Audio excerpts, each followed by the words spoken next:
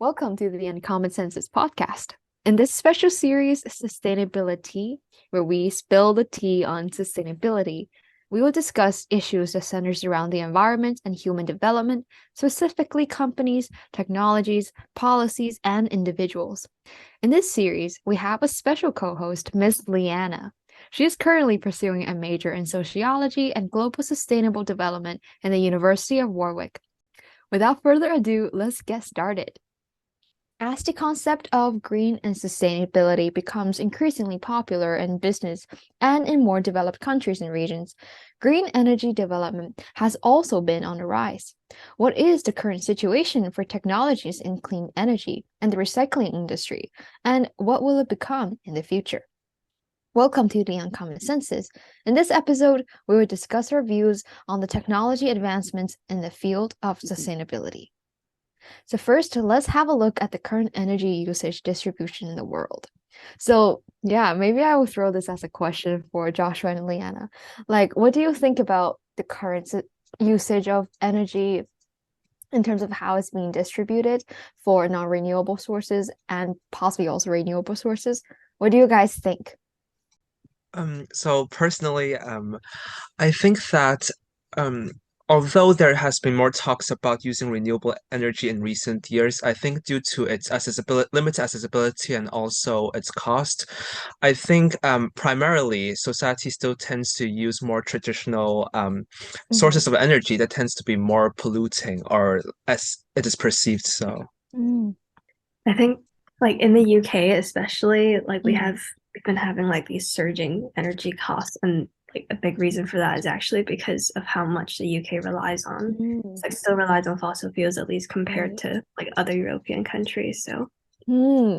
Liana, you made a really nice point, and I will get back to that at the end of this episode because I did find a dude, a professor, and then he talks focuses a lot of about like UK energy specifically, and yeah, we're gonna come back to that. But yeah, I mean, you guys are totally right. I just as of right now, I guess this is the common sense that we're mostly using non-renewable sources and specifically like coal, crude oil, and natural gas. So mostly these non-renewable sources, they come from fossil fuels. And the first one, let's talk about coal. So I learned this in my environmental science course. So coal is comes from large ferns and swamp plants from 300 million years ago. I guess a fun fact of where you get your coal. And the world's coal reserves are enormous. And all of these reserves have like 10 times greater than oil and natural gas combined. So we are like possibly we talk about like oil shortage, but I don't think coal is, an issue because, the reserves are really large and most of them are located in the US, Russia, as well as China. And these resources could provide us several thousand years of supply. But then, yeah, coal has, a large CO2 emission and pollutes the air significantly compared with, crude oil and natural gas. And yeah, so that's coal, and the second one, crude oil. It comes from sea animals and algae. Fun fact. And also these crude oil reserves are, I guess, distributed across the world. Actually, most of them are in Venezuela and of course in the Middle East, like Iran, Iraq, Saudi Arabia, and also some in Canada. These reserves has also expanded throughout the years as technology advancements in extracting oil has, developed and become better. Like there is extracting oil in the deep ocean or like oil fracking, all of these technologies. And, some of them are kind of controversial. But that is crude oil as of the situation right now. And the third one, we have natural gas. And it has become increasingly popular over the years because the carbon dioxide emissions of natural gas is 50% less than coal. However, a lot of natural gas reserves are mostly in Russia and the Middle East. And all of these reserves combined, it's not just like geopolitical thing, but then these reserves only have a 60-year supply at the current usage rate. They're going to run out of natural gas soon. I guess that's the message. And but then if you look at like the trend of these energy usages, these non-renewable energy usages, they have been decreasing, and especially for coal. And the future predictions of these non-renewable energies, are projected to decrease even more. So it's currently already decreasing, and it's just projected to, decrease even further. But then, many still remain skeptical that, at some point in the near future, our main energy source might come from renewable energy, even though that, renewable energy sources showed a positive trend, and then non-renewable are decreasing. But like some people still think like it's not going to ever, replace the non-renewables. But then for me personally, I'm kind of quite optimistic, because it's not because I feel like, okay, humanity is great, I have faith in it, and we know that using more renewables is kind of like the right thing to do.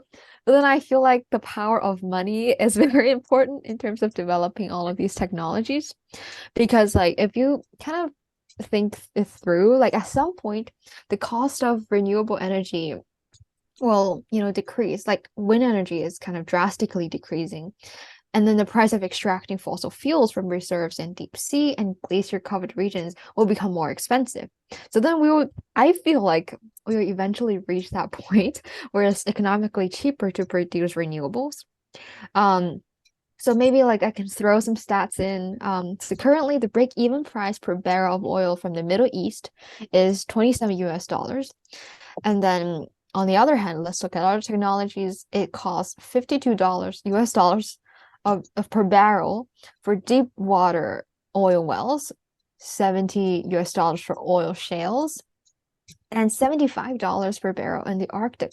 So the price is increasing through different methods or different regions of extracting oil. But then also, like honestly speaking, there's also quite a lot of oil in the Middle East. So when will that point reach where, non-renewables is more expensive than renewable energy? I feel like that point is still up in the air. So like, what do you guys feel about the future of renewable energy? Are you guys like optimistic about it like me? Or do you guys think that, human race is ending soon, and then, we are gonna keep using these non-renewables? Yeah, I find it really interesting because, the idea of a transition energy source, Mm, obviously, that's like a a really good idea of trying to slowly allow society to adapt to a newer alternative source of energy. mm, But I think also some political parties may kind of use this term excessively.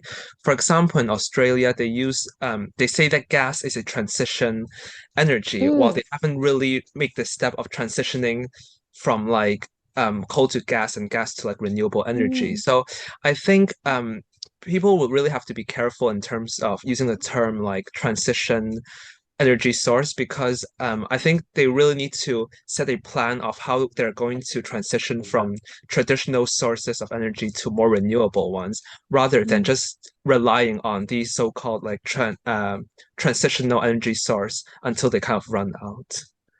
Yeah, absolutely. I like the fact that you brought out the gas point, because yeah, like I just mentioned natural gas previously, and honestly it is seen as a huge, yeah, so-called transitional energy form. But like it is also an interesting, I guess, like a government policy, or issue, like how much of that is, just make the public feel good, and how much of that is, you know, actually doing work. And honestly, yeah, just a side note, I guess, like this whole thing about advertising, or just public education, I think that's honestly, it can be very misleading, because um yeah, I'm doing this sustainable fashion research thing, and we sent out a survey. We got like 1,000 responses.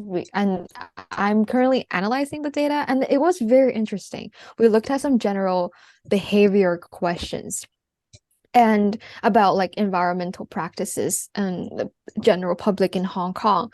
And basically, we realized that most people say that they will usually recycle plastic and paper, but in terms of glass or metal, the the rate has just decreased. Like not many people not as much people have said they will recycle glass and metal compared with, plastic and paper. And honestly, recycling plastic or like reducing plastic, I feel like Hong Kong government did a pretty good job in terms of telling the public to do so.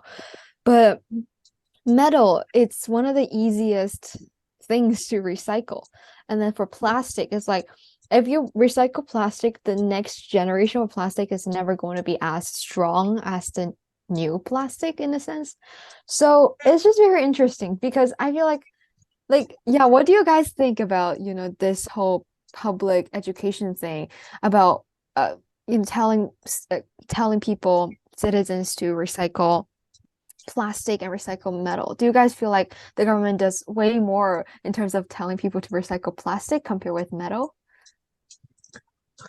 Yeah, definitely. Because I think, when you see all these different movements, for example, like the movement to kind of reduce the use of straws, like save the sea turtles, or Mm, campaigns like that. And I think it just makes the public kind of, without education, makes them susceptible to greenwashing because I guess to like an extent, these kind of campaigns kind of just work off of people's like feel good instincts. They want to do good. So they try mm, to find like a very fast solution to like um of like what they perceive to be saving the earth and saving our environment. While I guess in reality, the process of really salvaging our like trying to reverse the effects of pollution and trying to salvaging what we have left of our surroundings, I guess mm, takes a really long process, really long process. And I think this can be really reflected in kind of like consumer behavior and customer like perception because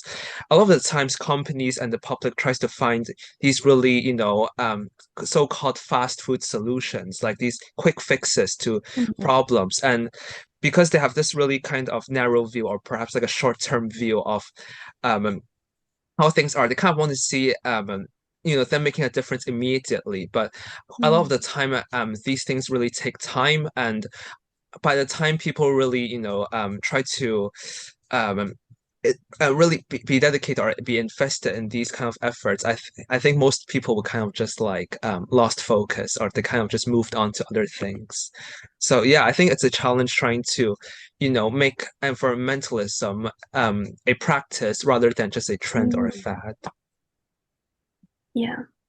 But I think it's interesting you brought up like the straws, the no straws mm, campaign thing, because I think like when you said like it seems like people are more aware of plastic recycling than metal than I think. mm, These campaigns, like the plastic bag levy or like the no straws mm. campaign, they Yeah, make people more aware of like plastic as right. something that is harmful. And Mm, so it is useful in some way of making yeah. people more like aware.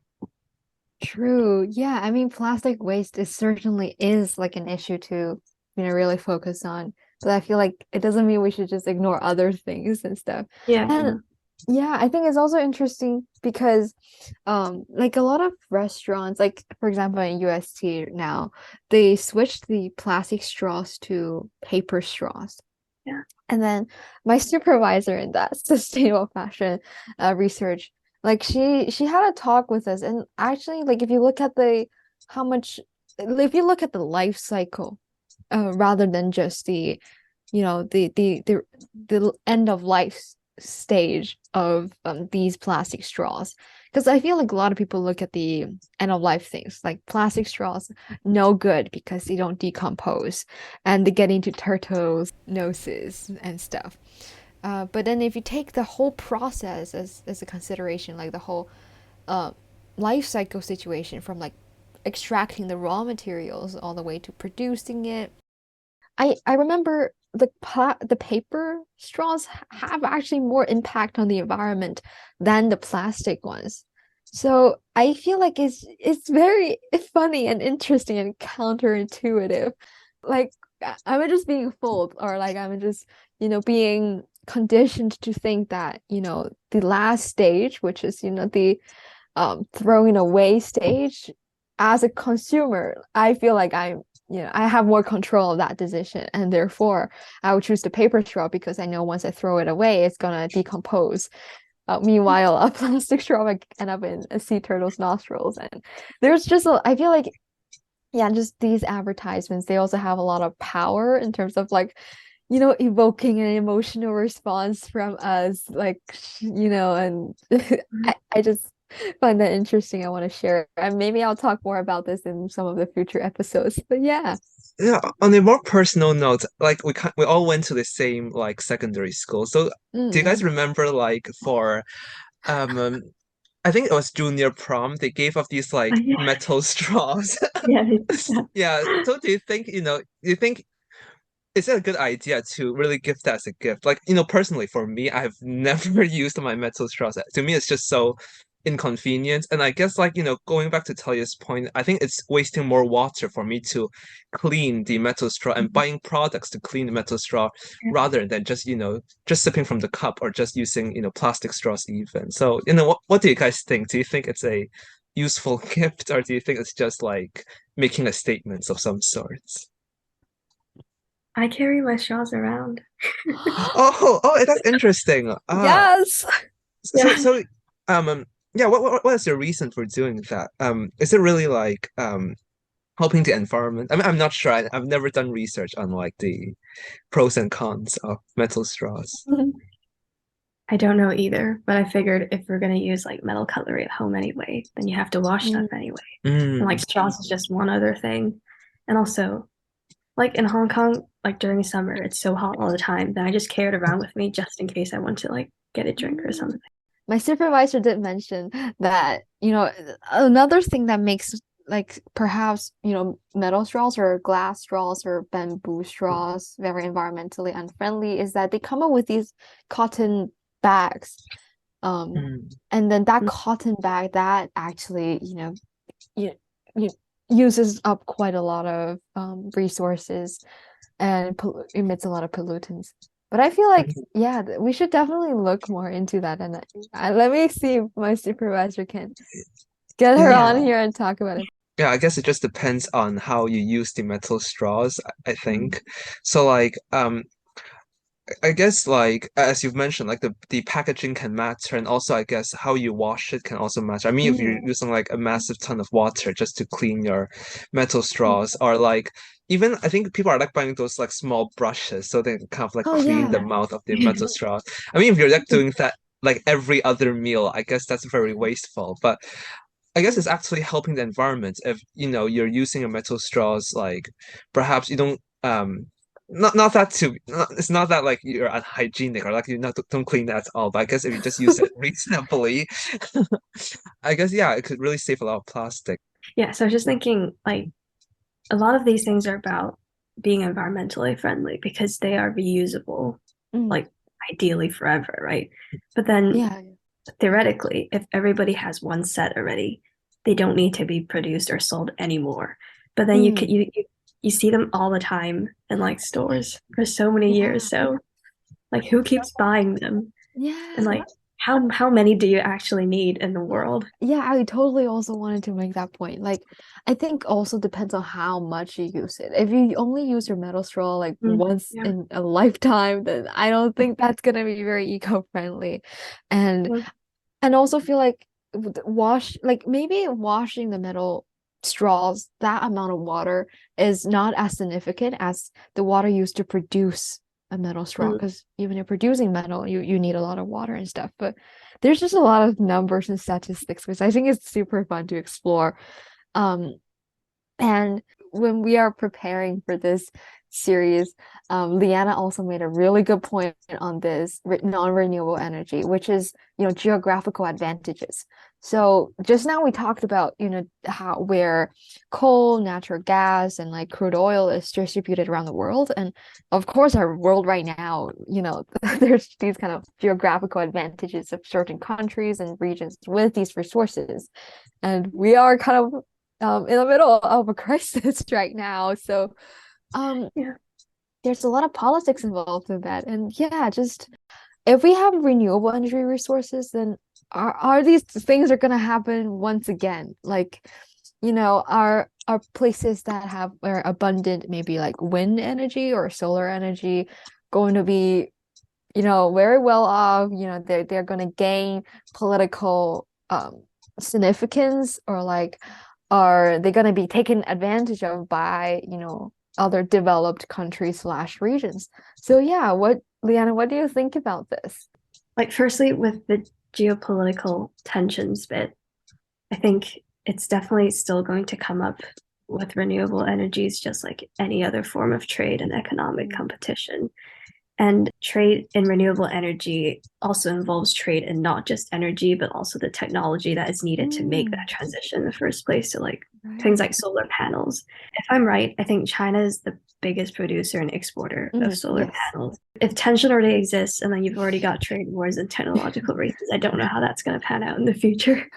And then also when there's like asymmetric dependency on like the supply and demand, Right. Yeah. like renewable energy, then if other geopolitical issues arise, then what if the producers actually have some kind of leverage, like what Russia's doing now?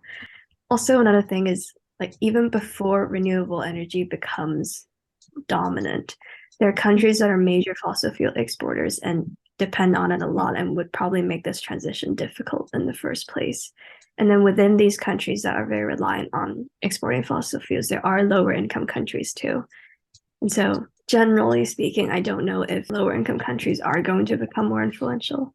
Yeah, I totally agree with you. I think, there's always going to be, inequality and also like, shifting of different power centers around the world because, where there's humans, there's like hierarchy, there will be like, struggle over energy and other types of resources. But yeah, I think on the other hand, you can also argue that renewable energy can also it's also beneficial in the way that it can provide more stable sources of energy to places that may be well, less accessible to like more traditional forms of you know energy, for example like oil or gas, which is mostly really localized. So an example that comes to mind is hydrogen fuel, which can be made from both sunshine, wind, and water.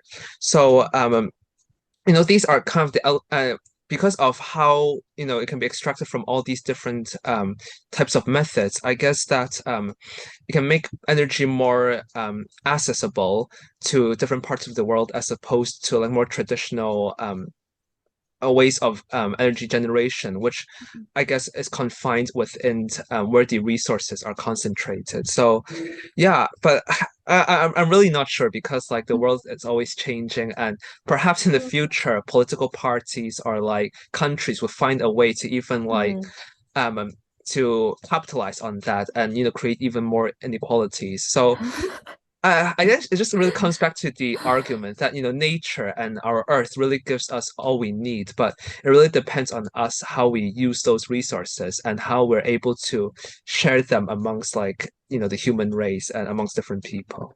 Yeah. I was doing some reading on green criminology. It's a very interesting field. One person suggested that because climate change is going to get more serious, people are going to become more aware of it, but then our response to it isn't going to be as good in the future because and the reason for that is because when climate change intensifies, and so with extreme weather events and like other kinds of tension and conflict, so people are going to start focusing on those things instead of long-term benefits and things like that. So That is so true. We are just gonna solve the problem that we're facing right now. And in the future, let's leave it for the future.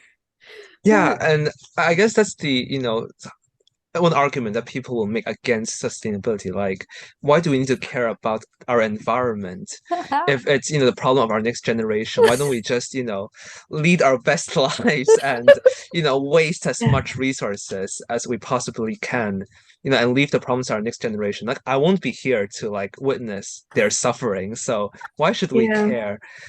How I'm interested to know how would you guys respond to that if someone came up to you and said, like, it's a rather selfish approach. They aren't wrong. I just want to talk to you. Well, I mean, Yeah, it it's like depends on like how are they open to changing their mind? Because if they're like one of those really hardcore climate change deniers or skeptics, then there's you Yeah, can't get through to them. Yeah, I guess it just comes to yeah. show, the many challenges that, environmentalists and, you know, people, activists face when they're trying to, propose change or trying yeah, to fight for what they believe in. yeah. Yeah. It's the same like developing countries. Even now, it's very hard for them to get through to developed countries and get them to Mm, like own up to their historical responsibility. Mm, for sure. It's only gonna get harder. And I feel like just now, I think you guys made a really good point. It just made me think about, how should we allocate the land, like especially when it involves like countries that are less developed. Like, am I going to maybe like me as a particular developed country comes into a developing country, I was like, I want to, buy this piece of land for my solar power or my wind power generation. And there's just a lot of things with this allocation of land. Like, should I build this land for, building these energy? And these energy are basically going to, a more developed country. Um, or, same thing with biomass, like corn, they're burning it for ethanol, they're burning it for energy generation. Like, should I use these foods to actually feed the people who actually need this? It's just, like kind of what should we do with this land thing? Should we make it to develop renewable resources or make it to develop like houses or housing for people?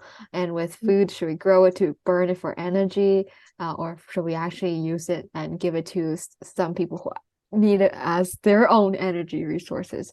So I feel like, yeah, the inequality going to become, more increasingly, I guess, problematic. There's going to be more things revolving around allocation and also who has the power. Like, doesn't mean that the people who has the market power, who can afford it, who is willing and able to purchase these stuff, is going to, get the advantage and get the chance to decide what these resources going to be used for. Like, it's just going to be more and more unfair, and only the people that has that power can decide. yeah, and I guess like, a scenario that comes to mind is that, even with renewable energy, like those kind of like generators and, because even with wind and solar, energy, they create their own problems, such as, wind energy is criticized to, disturbing the ecosystem of birds, and also like Mm. solar Oh, energy is like, arguably could like alter the climate of their surrounding areas as it generates a really substantial amount of heat. So I guess like a way that people can abuse like renewable energy is just concentrate all these panels and all these like generators on less developed nations, so they get all the like mm. the adverse effects, whereas more developed nations are able to reap the benefits of like renewable energy. And I think that would just kind of like, a very dystopian or like fantastical sense that like you get like a Earth with two very different like Mm. climates. So one climate is like very like, you know, de de degraded and like, very Mm. chaotic and of natural disasters. And one you get this like really blue sky, like white cloud kind of utopia. So um yeah, I guess you know, it just really comes to show that, a lot of different scenarios can happen. And I guess, as like leaving notes, I guess you can say that renewable energy isn't really a fix all. Like it does have its own problems. And as you've mentioned, like it's entirely dependent on how we use it.